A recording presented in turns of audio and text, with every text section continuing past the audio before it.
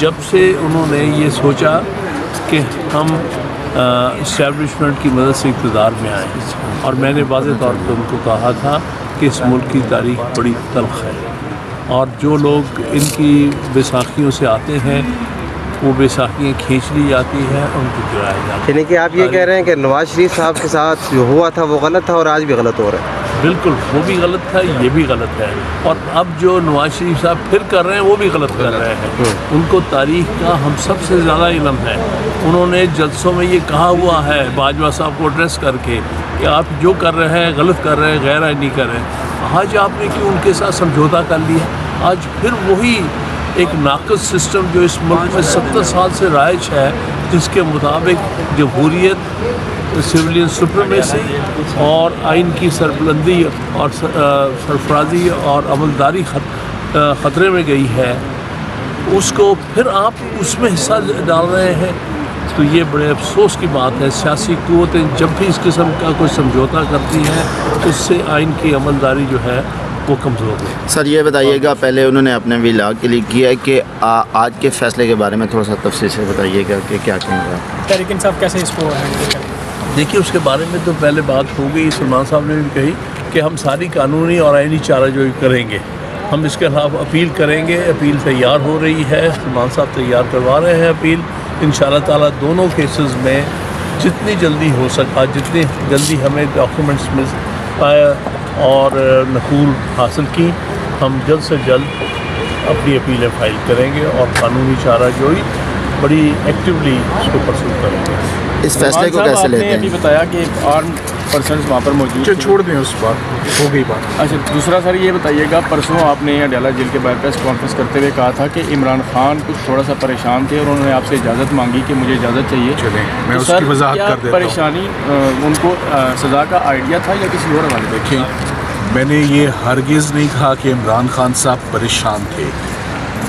جب 5:30 بجے عجیب و غریب پروسیڈنگز کا آغاز ہوا، کورٹ ٹائمنگز کے بعد، ایک مختلف کورٹ میں، ایک مختلف انداز میں، ایگریشن میں، غصے میں، وکلا کو باہر نکال کے، نئے وکلا کو اندر کر کے، اور اس کے بعد بھی ہم نے جج صاحب سے بڑے ادب سے درخواست کی کہ آپ ایسا نہ کریں۔ لگتا ہے آپ کو غصہ چڑھا ہوا، آپ غصے کو ترک کر دیں۔ آن اے لائٹر نوٹ یہ بھی پوچھا کہ آپ نے کبھی عمران خان کے ساتھ کرکٹ تو نہیں کھیلی؟ کیا کبھی انہوں نے آپ کو باؤنسر تو نہیں مارا تھا؟ اگر مارا ہے تو معاف کر دیں، کیونکہ آپ کے قلم سے سزا ہوگی، آپ زیادتی نہ کریں۔ مگر انہوں نے تمام باتیں سننے کے بعد کہا کیس آج ہی ہوگا، ساری رات ہوگا، اور آپ نہیں کریں کیس، یہ وکیل کریں گے جو بیٹھے ہیں۔ فارمر جج ہیں سکندر ذوالقرنین صاحب، وہ کرمنل لائر ہیں، سارے پروفیشنل لائرز ہیں، سارے ڈگنیفائڈ لائرز ہیں۔ ہمارا پروفیشن ہے لوگوں کا دفاع۔ آئین کہتا ہے یا تو آئین معطل ہے، آئین ختم ہے، فنڈامنٹل رائٹس نہیں ہے، آرٹیکل 4 نہیں ہے، آرٹیکل 9 نہیں ہے، آرٹیکل 10 نہیں ہے۔ CRPC میں 340 ایک سیپریٹ پروویژن ہے، right to pleader, right to counsel, یہ بڑے بیسک رائٹس ہیں۔ تو خان صاحب نے 7:30 بجے مجھے پہلے کہا میں اس پروسیڈنگ میں سلمان نہیں بیٹھنا چاہتا، مجھے جانے دو۔ تو اس وقت حالات کچھ اور تھے۔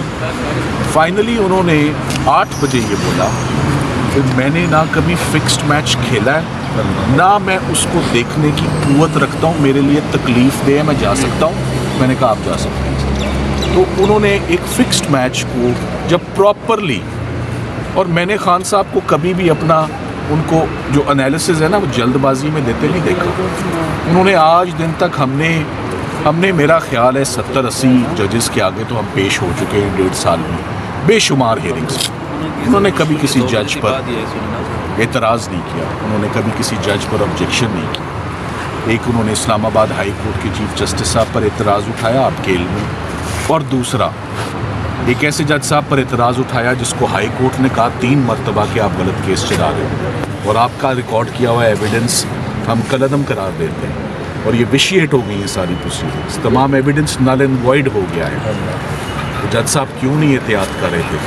پھر جو انہوں نے کل کیا उन्होंने शदीद गुस्से, शदीद प्रेशर, शदीद परेशानी में, कल भी हुआ, परसों भी हुआ और आज वही बात दोबारा रिपीट हो गई है। नामुकम्मल ट्रायल, वकील के बगैर, शहादत के बगैर, 342 के बगैर, फाइनल आर्ग्यूमेंट्स के बगैर, ऐसा कभी नहीं सुना।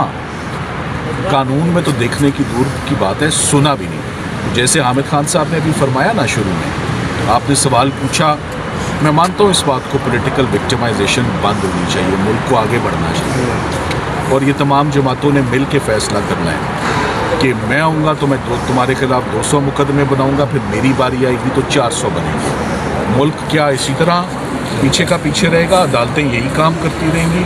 पुलिस और इन्वेस्टिगेटिंग एजेंसीज का सिर्फ यही रोल रह जाएगा, पकड़ धकड़ का? ऐसा हरगिज़ नहीं होना चाहिए। मगर मैं ये भी कहता हूँ कि जब जहाँ से हम इंसाफ लेने आते हैं, हम जा रहे हैं माजी में, पिछले लोगों को इंसाफ दे दें जो फौत हो गए हैं, जो कब्रों में हैं, जो ज़िंदा हैं, जो जेलों में बंद हैं। 2024 की बात कर लें, पहले 2024 को दुरुस्त कर लेते हैं, आने वाले वक्त को दुरुस्त कर लेते हैं, हम अपने फ्यूचर को दुरुस्त कर लेते हैं, फिर हम माजी को भी जाके देखेंगे। तो खान साहब ने सिर्फ मायूसी में कहा था कि मैं फिक्स्ड मैच में नहीं बैठना चाहता, मुझे जाना। Thank you.